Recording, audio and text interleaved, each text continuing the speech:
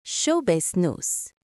Kinumpirma ng na AJ Raval sa Fast Talk with Boy Abunda nitong Nobyembre 12, 2025 na siya ay mayroong 5 anak. 3 rito ay kay Aljura Brenica. Mga anak ni AJ Raval. Ariana, panganay, 7 taong gulang, mula sa nakaraang relasyon. Aaron, pangalawa, Angel o pumanaw na. Aikina, panganay nila ni Aljur. Junior, pangalawa nila ni Aljur.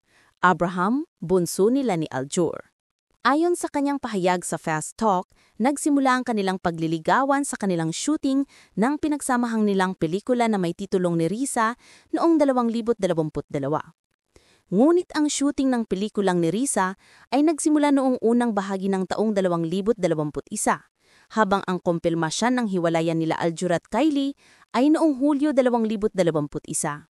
Ang pagbabago ng petsa mula 2021 patungong 2022 ay nakikita ng publiko bilang pagsisikapang linisin ang timeline upang hindi lumabas na nag-overlap ang panliligaw noong kasal pa sina Aljur at Kylie.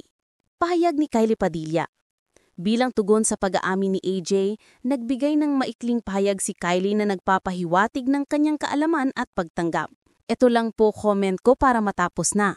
Matagal ko na pong alam pero syempre, inuna namin ang kapakanan ng mga bata. Sobrang close sila at yun ang pinaka-importante.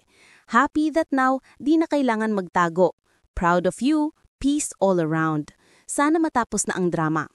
Ang pahayag ni Kylie ay mas lalong nagbigay diin sa hinahala na matagal na ang mga pangyayari at may mga inihilim o itinago dahil sa sensitibong sitwasyon.